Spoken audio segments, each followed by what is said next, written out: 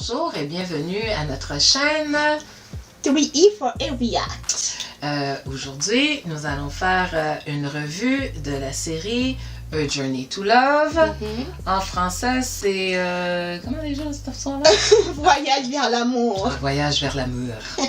Ok, alors comment qu'on va faire ça? On va vous raconter le synopsis. Oui. Ensuite, on va vous dire comment qu'on a trouvé la série, notre appréciation globale de la série à travers les personnages, le jeu des acteurs, la trame sonore, la cinématographie. Et par la suite, on va noter. Exactement. Ok, alors. Fait que nous espérons que cette revue va vous plaire. Si vous n'avez pas encore vu la série, comme d'habitude, on vous mettra les liens ou les endroits où vous pouvez aller la voir. En attendant, n'hésitez pas à vous abonner à notre chaîne, à liker, à commenter, à partager avec vos amis. Et n'oubliez pas aussi d'activer la cloche de notification afin d'être au courant de toutes nouvelles vidéos qu'on postera. Ouais. C'est parti. C'est parti. Alors, on va commencer par le synopsis d'histoire.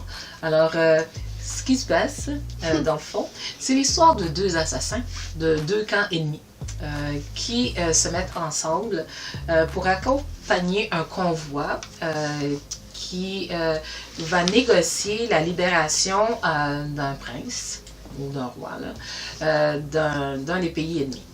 Et dans ce convoi, il y a le petit frère du prince en question et il y a aussi les loyaux compagnons de notre héros. Et nous avons notre héroïne. Et on voit le chemin, comment par leur péripéties, comment qu'ils arrivent à faire la négociation, comment qu'ils évoluent dans ce genre de situation. Parce que c'est un journey. Une journey. Ouais. Dit comme ça vous tente peut-être pas, mais il y a beaucoup d'action là-dedans et il y a de l'amour. Si vous aimez de la romance, bien sûr. Ouais, il y a de l'action, puis il y a de l'amour dans cette histoire-là, et il y a aussi de la... Ok, le jeu des acteurs, comment t'as trouvé le jeu des acteurs, toi? Oh, comment j'ai trouvé le jeu des acteurs? C'est compliqué, moi, je trouve. Oh, c'est compliqué. Dans le sens, je m'explique. Il y a beaucoup de personnages principaux là-dedans. La fille, pour démontrer son amour envers le gars, je n'ai rien ressenti. Tu veux dire comme ça que tu trouvais qu'ils n'avaient pas de chimie? Non, pas de chimie amoureuse en tout cas. Pas de chimie amoureuse. Pas de chimie amoureuse en tout cas. Mais quand ils se mettaient ensemble pour combattre, là je comprends, il y avait une bonne alchimie entre eux. Mais je pouvais ressentir que le gars il l'aimait, mais pas dire ça. Ouais, mais c'était fait pour, je pense. Ouais, je pense que c'est en tout cas, même quand on va dire l'amour a commencé à surgir de la fille, je comprenais pas. J'ai pas fait l'effort peut-être. En tout cas, tu nous diras ce que tu as pensé de son jeu de séduction et tout, parce qu'elle a fait beaucoup de jeux de séduction, hein. Mais c'était pas, moi je trouvais ça pas assez joué. Ok. Et mettons pour les autres personnages qui traversaient les péripéties, par exemple la fille, le petit frère du gars qui allait sauver, on va dire, le roi en tant que tel, j'ai aimé son jeu d'acteur. Quand mettons elle était, on va dire, un jeune enfant, une jeune princesse, c'était convaincant. Même si c'était mimi et tout, mignonne, cute, c'était convaincant. Et quand elle se transforme en une femme, c'était aussi convaincant. Son jeu d'acteur à elle, j'ai adoré. Même son changement quand elle a changé de visage, j'ai fait waouh, chapeau. Et mon autre personnage que j'ai adoré, j'ai oublié c'est quoi son nom, mais je l'ai à l'écran. Lui aussi, je trouvais qu'il était crédible. Celui qui était malade là. Ok, celui qui devait prendre toujours une petite pilule. Exactement. Lui, je l'ai trouvé crédible dans son jeu d'acteur quand il devait, mettons, aider soit le prince pour pouvoir rentrer dans certains comtés, si vous voulez. Je trouvais bien. Je trouvais bien. Et après les autres, ça va. Ça va? Ça va, il me projetait de la joie, surtout le playboy. Le playboy là, il me projetait de la joie lui. Même lui, il se dit playboy. Par contre, j'avais mal pour les femmes qui tombaient amoureuses de lui. Oh, moment donné, il y avait de la peine un peu en tout cas, même lui, il a grandi un peu dans cette Oui, histoire-là. il a grandi un peu. Ouais, C'est tragique, il a bien grandi. ouais. C'est ce que j'ai aimé, c'est la ligne du temps. Mhm. C'est comment les personnages ont grandi, on a grandi avec eux. Oui, je suis d'accord avec toi là-dessus. Pour moi, le jeu des acteurs c'était bien. Je dirais que l'acteur principal masculin, moi, je trouvais qu'il faisait bien son rôle. Et lui, en tout cas, moi, je trouvais que lui, c'était crédible qu'il est tombé en amour avec la demoiselle. Parce qu'elle a fait de la séduction et c'est comme... la manière qu'elle a fait sa séduction, c'est comme on dirait, j'appelle ça de la psychologie renversée, on va dire. J'ai l'impression que c'était ça. Elle, c'est vrai, je suis d'accord avec toi que elle, c'était difficile de voir vraiment quand est-ce que elle a viré sa chemise. Parce que au début, ok, c'était par intérêt. Elle avait une raison de faire de la séduction. Exact. Qu'est-ce qu'elle a vu chez l'autre qui plus tard a fait que je ne sais pas. Ok. Mais par contre, l'acteur principal, lui, j'ai compris d'où ça venait, le comment du pourquoi et comment il a été touché. Je trouve que lui, il a eu une belle ascension. Côté celle, je suis d'accord avec toi, que celle qui ressort le mieux, c'est le prince/princesse. Parce que au début de la série, elle a peur de tout, elle est naïve, elle comprend rien, elle va beaucoup sur ses sentiments, mais elle est super sensible.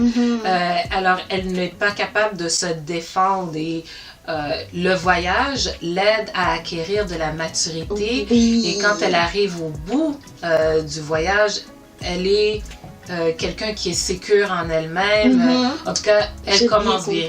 J'ai vécu avec lui, avec elle ou lui. C'est ça. J'ai bien vécu. Elle a vécu des déceptions et ainsi de suite, qui fait qu'elle grandit. Je suis d'accord. Celui que j'ai trouvé que je comprenais vraiment pas comme personnage, lui, son jeu, c'était difficile. Je ne sais pas si c'est la manière que ça a été... je dirais, pas écrit, mais coupé, le montage. Le montage. C'est celui qu'on appelle le duc, là, le chevalier, qui était dans l'autre camp. Il était assez intelligent pour kidnapper un prince, est assez intelligent pour avoir des stratégies, mais je comprends pas son affaire on va dire, oui, on comprend qu'il a une certaine obsession, hein. Alors moi je me dis... Déplacé! Oui, mais à un moment donné, tu te dis, il semble avoir compris que c'est une obsession. Ah, oui, c'est ça! C'est comme... Il semble avoir compris, là on semble dire, ok, c'est fait. Il a trouvé son bout, puis là finalement, je comprends pas. Ok, revirement de situation, et puis tout d'un coup, il est retourné comme... Moi, j'étais comme... Il n'y avait pas 2-3 épisodes, il avait acquis de la maturité, il avait compris, ça... On lui a parlé, reparlé, je comprends tout. pas.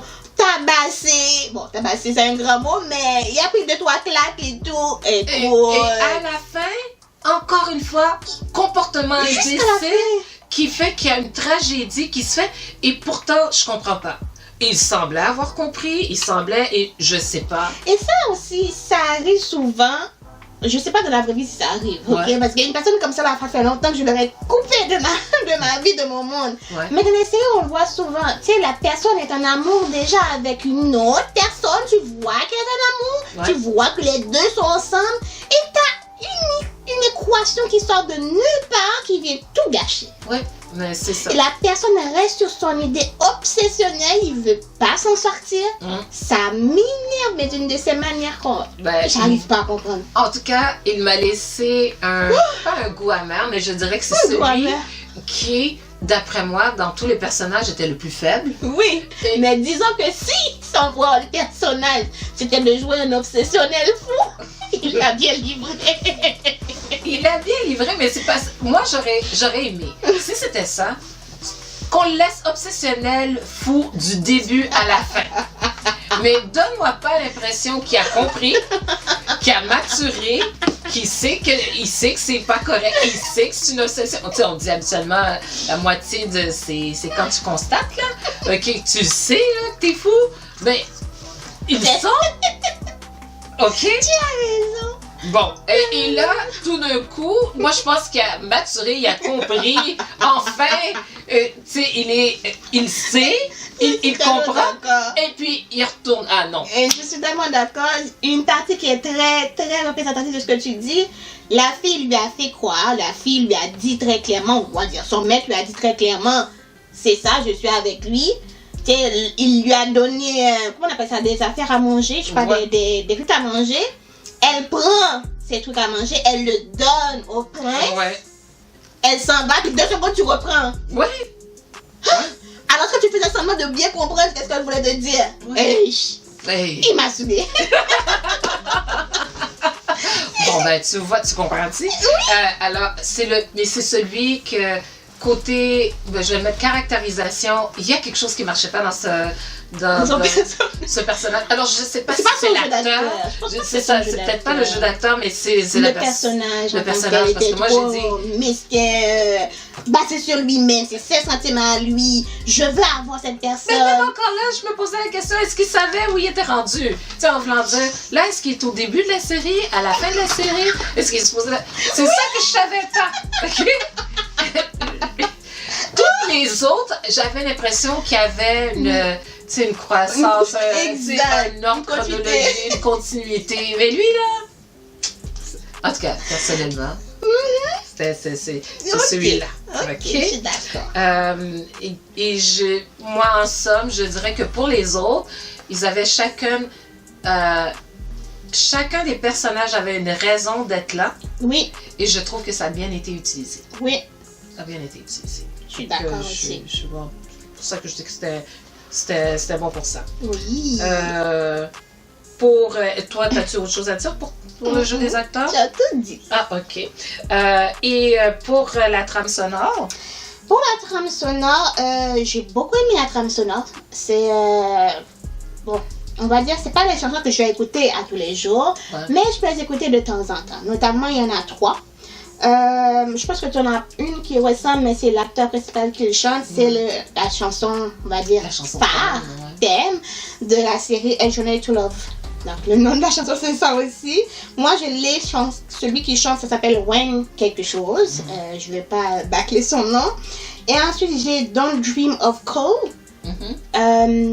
J'ai oublié qu'est-ce qui s'est passé à l'épisode 35, mais c'est là ça joue. Et j'ai aussi le Long Intoxication. Par contre, j'ai oublié à quel épisode ça a chanté ça.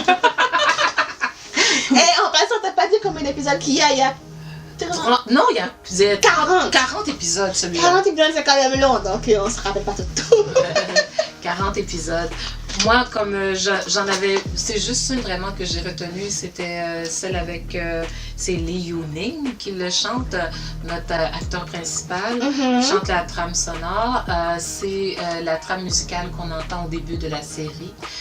Et ça, c'est comme une espèce... Quand je l'entends, je reconnais la série. Alors, c'est comme un verre d'oreille pour moi. Je trouvais qu'en soi, la trame sonore dans la série a bien été utilisée. Parfois, la trame sonore faisait ressortir la grandiosité de l'image.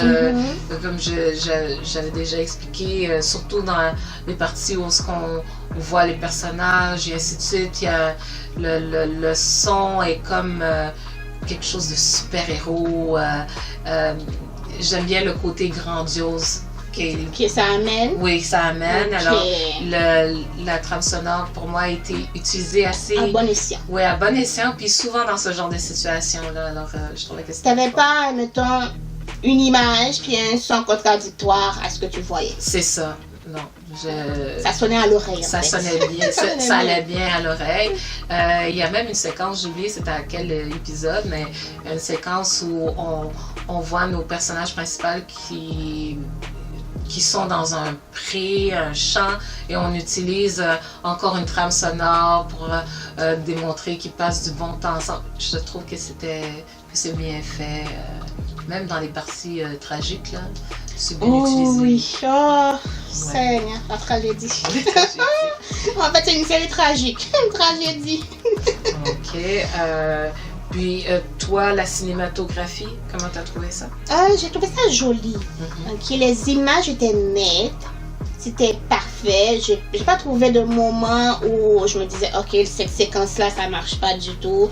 Ouais. Ou ce bout de montage-là, ça a été figé à quelque part. Ouais, ok, non, j'ai pas vu ça, non. Non, la photographie aussi, j'ai trouvé ça joli. Les endroits où, même s'ils utilisaient, mettons, des montages et tout, je trouvais ça beau. Même les scènes de combat, tragiques, je trouvais ça beau. Pas les scènes de combat en tant que les gens se sont battus, mais comment ils sont montés, les habits, la distinction qu'on a entre, mettons, le roi, les habits du roi, les habits de, mettons, ses sous. Oui, je suis d'accord. Garde. Et, mettons, les différents comtés qui se battaient, parce qu'il y a plusieurs, on va dire, pas pays, c'est des pays? On va dire des pays. Différents pays qui se battent pour, je sais pas quoi, pour avoir l'autre village. Tu as pu distinguer c'est quel village à quel village. Il y a des séries wuxia chinois que tu vois, il y a une bataille entre deux clans, mais tu n'arrives pas à distinguer ces deux clans-là. Pourquoi ils se battent. Et là, tu peux savoir, même si la guerre n'a pas vraiment son sens, à cause d'une stupidité, mais tu pouvais percevoir, mettons, chaque clan qui se battait. Ouais, chaque clan qui se battait, c'est... je dirais, je suis d'accord avec toi à rapport à ça. La cinématographie, pour moi, ils ont utilisé des façons de faire qui étaient, comme je dirais pas que c'est pas naturel, mais ça revient à ce que j'expliquais à rapport avec le côté super-héros de situation, l'éclairage, comment c'est utilisé, les acteurs qui prennent des pauses. À un moment donné, c'est comme s'ils attendent la caméra photo. Mais c'est avec l'image, ça a une cohésion. On comprend pourquoi ils l'ont fait de cette façon-là. Il y a des belles images de neige à un moment donné. Moi, je suis comme, quand je vois ça, puis que c'est très bien fait, je suis tout le temps, je suis toujours en admiration pour ce genre de situation-là. Et les batailles, c'était très réussi. Je sais pas comment ils ont fait pour les extras, tout ça. Là, mais je suis d'accord aussi. C'était bien fait, les combats, que ce soit de jour ou de nuit. Il y a eu des combats là-dedans. Je trouvais que c'était très bien fait. Alors pour moi, la cinématographie, j'ai eu l'impression quand même qu'il y a eu de l'argent dedans. J'ai pas trouvé que l'image était cheap. Moi non plus. Je trouvais qu'il y avait comme... un bon travail fini, qualité. Ouais, je trouvais qu'il y avait une qualité... alors ça faisait pas petit budget. Ou bâclé, ou je suis trop pressée, ou je suis hors de la limite imposée. J'ai une question pour toi. Moi, je trouve ça toujours drôle. Comment ils mettent la neige? Ok, nous on en a de la neige. Comme on en a de la neige, c'est impossible de sortir avec des petites habits fines. Oui, je sais. Mais eux, à chaque fois qu'il neige dans les séries chinoises, j'ai l'impression, mais c'est la fausse neige, on s'entend. Mais j'ai l'impression que c'est toujours la même carte, c'est toujours des petites affaires très légères, des petits vêtements très légers. Oui, mais moi je dis comme ça que c'est un peuple qui n'est pas frileux. Écoute, moi si j'étais dans un pays chaud, je regardais ça, dans ma tête je dirais, waouh! De un, c'est beau la neige, c'est super beau, de deux, il fait pas froid. Mais moi, je me suis toujours posé la question, comment ça se fait qu'il n'y avait pas de neige sur votre... J'y viens pour te le demander. Mais que tu vois pas de neige qui se pose. Exactement, c'est pas de la neige. Mais c'est pas de la vraie neige. Mais regarde, il y avait une partie dans cette série-là où tu vois que un de nos protagonistes avait un espèce de manteau avec une fourrure blanche. Ah ouais? Tellement, oui, il l'a offert à la demoiselle. Le Playboy? Le Playboy.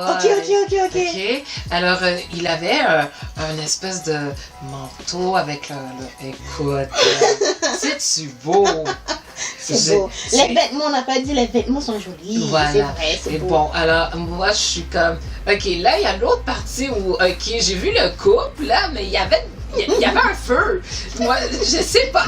Il y a dans certaines situations, je peux l'expliquer en me disant, OK, sur un manteau blanc, avec un foulard blanc, une encolure de fourrure blanche, la neige tombe dessus, ça se peut que je le vois pas.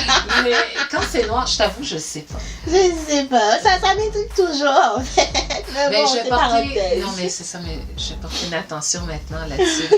C'est de la fausse neige. C'est la fausse neige, on sait que c'est de la fausse. Des fois, c'est vrai. Des fois, c'est vrai. Des fois, tu sais que c'est vrai. Je veux dire, c'est-tu de la farine ou c'est l'image qui est juste en train de... C'est comme quand ils font en sorte que c'est l'automne et que les feuilles tombent. Mais ils avaient fait ça dans le... Franchement, c'est drôle cette série. Bon, OK, mais justement dans la série, on a vu, OK, une distribution de fausses feuilles d'automne. Eh bien, c'était bien fait, ça. C'était bien fait. Ça allait avec l'action en ce moment. Oui, ça allait avec l'action, mais c'est ça que je veux dire par la façon qu'ils l'ont fait, la façon que ça a été filmé. Là, on arrive, on voit, ça avait l'air tout comme, ah, OK, c'est comme ça qu'ils l'ont filmé. Non, ce sont nos protagonistes qui sont en train d'aider à la romance du couple principal. Alors, c'est ça. C'est ça. On continue avec notre note globale, je pense. Oui, la note globale. Moi, j'ai donné 8. J'ai été généreuse, honnêtement, j'ai été généreuse. Si la fin que j'ai eue, c'était pas ça, j'aurais donné 6. Tellement c'était long et plate. Il y avait eu mon Playboy pour me tenir en laine, en fait, mon Playboy. Et le garçon qui prenait tout le temps les médicaments, c'est ces deux visages-là. Mais la fin, j'ai pas aimé la fin, mais je comprends. Je comprends dans le sens que, bon, ils doivent le faire en sorte que tout le monde part. Pas la fin où tu vois la fin du 40e épisode, mais quand tout le monde y part, j'ai compris qu'ils devaient partir. Ouais. Mais pourquoi tous? Pourquoi tous? Je ne sais pas. Franchement, j'ai pas aimé. D'où ma note de 8, c'est resté à 8. Je pouvais le monter plus que ça parce que les combats étaient bien. Même le monsieur agaçant qui joue avec les nerfs de tout le monde dit c'était bien aussi ces combats. Mais pourquoi tout le monde part? C'est tellement triste. Et tu mets une fin qui n'a aucun rapport et aucun sens. En me disant qu'il y aura peut-être une fin, mais il n'y a pas de suite, dis-je. Ouais. Il n'y a pas de suite. Il n'y a pas de suite. Mais j'ai donné une bonne note. Oui, je trouve que tu as donné une bonne note. Dans Dramalist, c'est 8.5. Moi, je garderais le 8.5. Dans le sens que la série... Moi, j'ai aimé la série. Une des raisons pourquoi j'ai aimé la série, c'était que habituellement, ce genre de série-là, c'est... En anglais, on dit c'est un genre de teen idol avec des acteurs qui sont des jeunes acteurs, mais qui sont pas... qui n'ont pas une longue... histoire, ouais, une carrière, mais comme finalement, ça peut être des chanteurs, ça peut être... tu sais, mais c'est des petits jeunes, là, en parenthèse que je mets ça, là, ils sont dans la jeune vingtaine ou jeune trentaine, là, très jeune trentaine, et ils jouent ce genre de rôle-là, et dans une histoire de wuxia qui est dans l'ancien temps, on a comme incorporé des valeurs d'aujourd'hui. Et moi, j'ai trouvé que c'était bien réussi la manière qu'ils l'ont fait. Moi, j'ai trouvé qu'il y avait des choses cocasses, comme on est en présence d'une femme qui veut avoir un enfant. Alors, c'est pas souvent que tu vas voir qu'une héroïne veut avoir un enfant. Et dans ce cas-ci, elle en veut un. Et elle en veut un. Là, elle en veut. À tout prix. À tout prix. Alors... Et comment que c'est présenté, comment que c'est fait, ça amène beaucoup de faits cocasses dans la série, des parties qui sont drôles. Il y a aussi la notion de l'obsession. L'obsession là qui est maladive, qu'à un moment donné, on est comme, écoute, là, réveille-toi, là, c'est le temps de sortir de là. C'est ressorti et on est capable de dire non, mais la personne est malade, là, et elle a besoin d'aide. Alors, on peut avoir de la compassion pour ce genre de personnes-là. Aussi, je trouvais qu'on faisait accent sur la responsabilité. le devoir qu'on a, les responsabilités, des valeurs que je trouve qui ne sont pas souvent poussées dans ce genre de série-là. Et puis c'est pour ça que moi je trouvais qu'ils l'ont bien fait. C'est une des rares fois que je regardais une série où j'étais comme OK, il y a des valeurs de 2023 qui sont là-dedans, et pourtant je suis bien en train de regarder une série Wuxia. Et c'est pour ça que moi, j'ai gardé... moi, je trouve qu'elle est spéciale pour cette raison-là. C'est pour ça que je suis d'accord avec le 8.5. D'accord. Même si j'ai pas aimé la fin. Non, la fin reste ennuyant et énervant. La fin, moi, j'ai trouvé la fin... toi, tu as dit ennuyant. Moi, je trouvais énervant.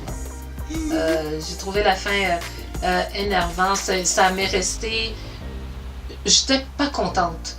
J'ai pas trouvé ça satisfaisant. C'est ça que je veux dire.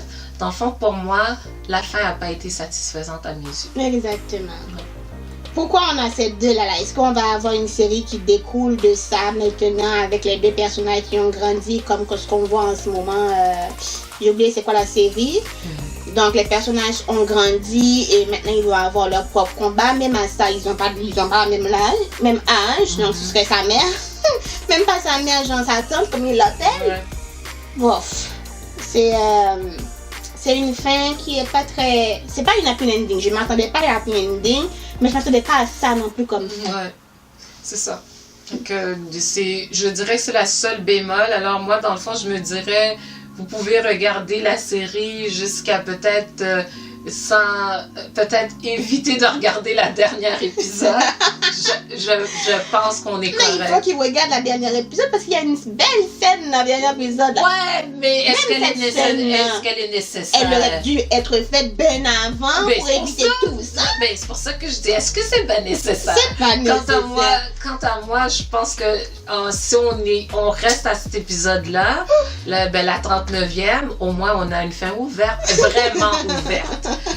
Parce que la fin est un peu, en tout cas, confuse, ambiguë, confuse. Alors, pour ça que peut-être que c'est resté à ma fin. Je suis restée Moi aussi, je suis restée à ma fin. Je suis pas contente. Je comprends le mécontentement des gens avec cette fin-là. Mais c'est une série qui vaut la peine d'être vue. Je suis d'accord. Je suis partie pour romantisme. C'est pour ça que ça m'a énervé que je donnerais 6. Mais je suis... écoute, les combats là, j'étais de fond dedans. J'étais à fond dedans dans les combats. Donc ça vaut la peine de regarder pour plein de raisons. Qui a cité. C'est ce qui conclut notre revue pour la série Une journée pour... A Journey to Love. A Journey to Love. Nous espérons que vous avez aimé la vidéo. N'hésitez pas à nous le faire savoir dans les commentaires. N'hésitez pas à liker, vous abonner, partager. Et nous, on vous dit à la semaine prochaine pour une nouvelle vidéo. Prenez soin de vous. Bye bye. À la prochaine.